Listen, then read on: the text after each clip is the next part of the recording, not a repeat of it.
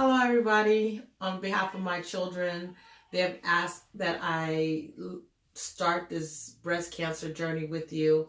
Breast Cancer Month is fast approaching, and I'm honored to celebrate it with all the survivors. And what happened with me was one day I was laying on the couch, I was relaxing, and I felt a lump. I did a quick breast exam. I felt the lump, and I was like, it's okay. Checked again in a couple of days, and the lump just didn't get smaller or didn't go away. I decided to make an appointment, and come to find out, I definitely had a lump. So we did the breast exam, and then they said, well, we'll call you back in a couple of weeks and let you know the results. I was sitting in class, and I received some very bad news. A close family member of ours had passed away. And literally 2 minutes later, I get a phone call. Sitting at a desk, getting ready to take my final. And they asked if I was in a safe place. And I was like, yeah, what do you mean? And so I step outside, and then that's when I was introduced to the whole world of breast cancer. I didn't believe it. I was in shock. I immediately gave her my kid's phone number, and then I go back to my desk and I text them, sorry for the loss, I have breast cancer. Turned off my phone and began my final. I passed my final, yeah. So my professor was just awesome, and she quickly took me to the counseling office where they told me life isn't over, and think positive and everything. And get home, we have a family meeting, and my family immediately jumped into action. And if I had to say anything, I think that is the biggest tribute to my success, is that my family stood up with no hesitation and was my biggest cheer team. So when it was time for my mastectomy, it made life just a little bit more easier. They wore Team Stevens shirt. We were like, everybody was really out there. A couple of friends showed up. Marie Kane Yang, and she showed up to just be my cheer team, to help make this journey a little easier. So that was on a Friday. But guess what? I'm in summer school. I'm not going to miss school. So on that Monday, I went to school. I had a drain pouch so it was connected from here to here, and it would fill up with the blood collection. And so while I was in class, I would have to get up, go dump it, come back in. So there we go. So once that's done, guess what? It ain't over yet, folks. Now we start 16 treatments of chemo. So the first chemo was like, yeah, I got this. It's no sweat. Second day, I was like, okay. I'm sorry, second trip, I was like, okay. Third trip, I now start to see my hair progressively go away. And on the fourth trip, my daughter said it was that time to do the cut.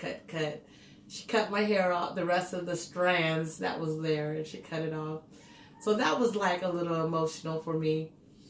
And then we, again, I'm still trying to fight to go to school. I'm very weak. My legs are giving out. I'm not able to digest food. And got a blood clot on my lungs. Now, for those of you who don't know, chemo looks like a form of Kool-Aid. Kool-Aid, right? A nice, sweet, cool drink. But for us who are battling cancer, chemo is a red poison that goes into us. And it destroys everything in your body. It seeks and destroys everything. The nerves in my legs, in my hands, my eyesight. It sent me into early neuropathy. Because on top of that, everybody, I had diabetes. I had high blood pressure. And so with the combination of everything, chemo sent my body into a rapid deterioration. And there goes the blood clot. And every day, every week, every moment was a fight. And I'm still fighting. And gonna try not to be emotional, but lost my job, lost my house, lost the ability to drive, the ability to take a shower, to wash my clothes, to cook, to clean. It was hard. And it ain't over yet, folks. Guess what? The community that I poured my heart and soul into came to my rescue. And they acknowledged me in Breast Cancer Month. They acknowledged me before, during, and after Breast Cancer Month. They were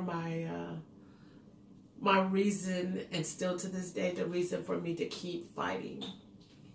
Children would come up, coaches would come up, just everybody, people that I didn't even know who knew me came up and saw me go from walking in high heel shoes to wheelchair to cane to walker to cane and hobbling back and forth.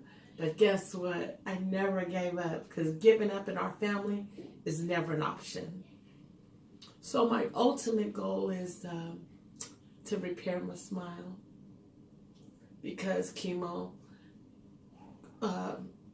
caused my teeth to deteriorate quicker. Get some glasses, because my vision was impacted. More importantly, I'm gonna get my degree, because that is what I fought for so many years. If I can give some advice to single parents, because guess what? I created my own holiday. It's called the Super Parent Day. And super parents are single parents who are raising their children alone. It could be a man or a woman, a grandparent, an aunt, an uncle. It's those who take ownership of their families.